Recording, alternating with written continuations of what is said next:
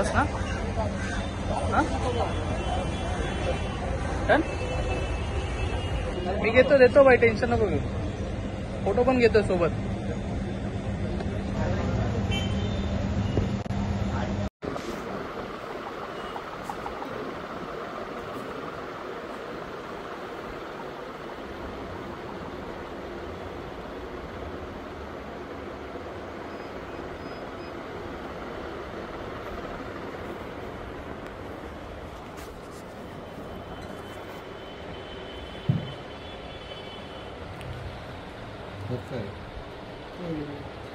घेतलेलं असणार अरे हे काय म्हणतात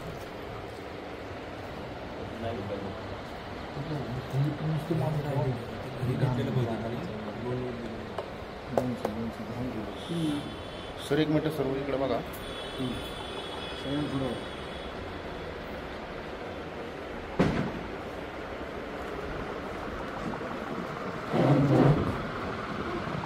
कस्तुरबा मार्ग पोलिसांनी एक चांगली कामगिरी केली आहे सर. पूर्ण पडताळून काय अनंत चतुर्थीचा दिवस असल्याने हद्दीमध्ये मोठ्या प्रमाणावरती गणपती विसर्जनाचा बंदोबस्त लावलेला आहे आणि त्यावेळेस आम्हाला एक इन्फॉर्मेशन मिळाली की नवी मुंबईतून एका ज्वेलरी शॉपमधून चोरी करून एक इसम बोरिवली रेल्वे स्टेशनवरून राजस्थानला जाण्याची शक्यता आहे.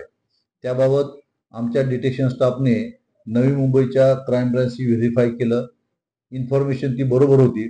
आमच्या डिटेक्शन स्टाफने ती वर्कआउट केली आणि त्यांना संशयावरून त्यांनी एका इसमाला रेल्वे स्टेशन जवळ ताब्यात घेतलं आणि त्याच्याकडे अधिक चौकशी केली. त्या चौकशीमध्ये त्याने नवी मुंबईला ज्वेलर शॉपमध्ये चोरी केली असल्याचे सांगितले. म्हणून अधिक चौकशी कामी आमच्या डिटेक्शनचे PSI वायकोस, PSI शिंदे आणि स्टाफ यांनी त्याला पोलीस स्टेशनला आणलं आणि त्याच्याकडे सखोल चौकशी केली असता त्यांनी गुन्ह्याची कबुली दिली आणि त्याच्याकडे असलेल्या एका सॅकमधून त्यांनी ज्वेलरी, काही डायमंड सारखी दिसणारी खडे आणि कॅश अशी काढून पोलीस समोर हजर केली. व्हेरीफाय केलं असता ती जवळजवळ अंदाजे 78 तोळे सोनं होतं, काही डायमंड सारखी दिसणारे खडे होते आणि सुमारे 1,39,000 रुपयाची कॅश होती. असं टोटल 72 ते 74 लाख रुपयाची संपूर्ण ती रक्कम किंमत होती त्या सगळ्याची. तर ती सगळी पोलिसनी रिकव्हरी केली आणि नवी मुंबईच्या क्राईम ब्रांचची माहिती शेअर करून ते आरोपी आणि ती ज्वेलरी त्यांना हँडओव्हर करण्यात येत आहे. सर, आरोपीचा बॅकग्राऊंड काय? आरोपी आम्ही जी माहिती घेतली त्याप्रमाणे आरोपीने कामोठे पोलीस स्टेशनच्या हद्दीमध्ये एका ज्वेलर शॉपमध्ये चोरी केली होती. आय थिंक पारस ज्वेलर शॉपमध्ये त्यांनी चोरी केली होती आणि ती चोरी करून तो राजस्थानचा मूळचा असल्या कारणाने तो राजस्थानला पळून चालला होता.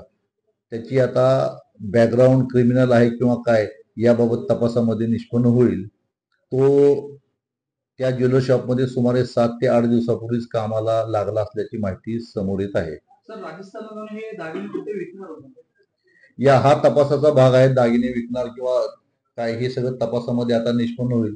आपण तो दागिने पैशाच्या लालचणीच घेतल्यामुळे ते दागिने विकण्याची शक्यता होती.